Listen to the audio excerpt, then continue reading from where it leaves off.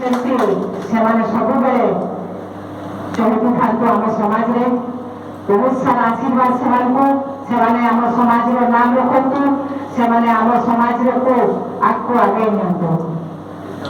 ଯିଏକି ଜାଣିଥିବେ ଆମେ ଆମ ସମାଜ ଓଡ଼ିଶାରେ ପ୍ରାୟ 30ରୁ 35 ଲକ୍ଷ ଲୋକ ବସବାସ କରୁ, କିନ୍ତୁ ଓଡ଼ିଶାର ଶିକ୍ଷାର ହାର ଆମର 63.17।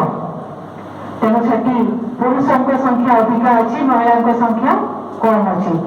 ଦେଖିବାକୁ ଗଲେ ଆମ ସମାଜରେ ମଧ୍ୟ ମହିଳାଙ୍କ ସଂଖ୍ୟା ଶିକ୍ଷିତ ଭାବରେ କମ୍ ଅଛି।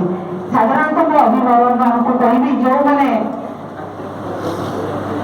ଝିଅମାନଙ୍କୁ ଆମର କହୁଥିଲେ ତନୁଶ୍ରୀ ମ୍ୟାଡ଼ାମ, ଯେଉଁକି ଝିଅମାନଙ୍କୁ ଅଧିକା ପଢ଼ାନ୍ତୁ, ନିଶ୍ଚିତ ଭାବରେ ଝିଅମାନଙ୍କୁ ଅଧିକା ପଢ଼େଇବା ଦରକାର। ଆମ ସମାଜରେ ମୁଁ ଦେଖିଛି ବହୁତ ଜାଗାରେ ବହୁତ ଶୀଘ୍ର ବାହାଘର କରିଦିଅନ୍ତି, ଯିଏକି +2 ହେଇଥିବ କି ନାହିଁ ଆମେ ଶୀଘ୍ର ବାହାଘର କରିଦେବା, ନହେଲେ କାଳେ ବର ଆସିବନି, ଭଲ ବର ପାଉଛି, ଏବେ +2 ଅଛି, ଭଲ ଅଛି, ଏବେ ଆମେ ଦେଇଦେବୁ। କିନ୍ତୁ ସବୁ ଅଭିଭାବକମାନଙ୍କୁ କହିବି, ଝିଅମାନଙ୍କୁ ଆଗକୁ ପଢ଼ାନ୍ତୁ, ସେମାନେ ନିଜ ଗୋଡ଼ରେ ଛିଡ଼ା ହୁଅନ୍ତୁ, ତାପରେ ତାଙ୍କର ମ୍ୟାରେଜ କରାନ୍ତୁ। ଆଜି ମୁଁ ଅବଶ୍ୟ ମୋ କଥା ଟିକେ କହିବି, ମୁଁ ଏତେ ଭଲ ପଢ଼ୁନଥିଲି, ମୁଁ ପଢ଼ାର ପଛଆଡ଼େ ବସିଥିଲି ସବୁବେଳେ, କିନ୍ତୁ ଆଜି ଯିଏକି ଆମର ଦେଶର ସର୍ବୋଚ୍ଚ ଗୃହରେ ମୁଁ ଆଜି ସଦସ୍ୟ ହେଇପାରିଛି, ଆମ ସମାଜର ପ୍ରଥମ ଥର।